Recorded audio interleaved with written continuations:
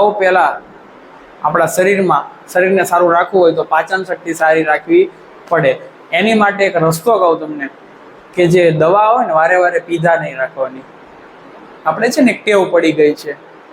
તમે જોજો કે તમારા ઘરમાં કોઈ બીમાર પડે, તો ફ્રેન્ડ બીમાર પડે અથવા કોઈ સગાવાળું કોઈ બીમાર પડે ને, એમ કે મને આજે થોડુંક ધગસ જેવું આવી ગયું છે, એમ તો તાવ જેવું લાગે છે, એટલે આપણે તરત એને શું પૂછે, તમે દવા લીધી? ન લીધી લઈ આવજો. હા કે ના? ડોક્ટરને બતાવ્યું, દવા લઈ આવજો, તરત સારું થઈ જશે.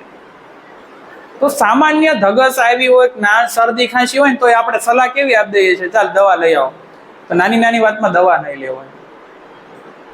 કેમ કે તમે જ્યારે દવા લઈ આવો છો ને, એ દવા તમારા શરીરમાં બેક્ટેરિયાને, જે નુકસાનકારક બેક્ટેરિયાને તો મારતું જ તું, પણ એ દવા આપણા પેટમાં જે સારા બેક્ટેરિયા હોય, જે પાચન કરવા જરૂરી હતા ને, એને માર નાખે.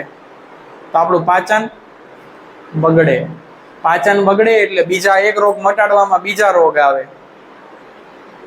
એટલે વારંવાર દવા લેવી નહીં.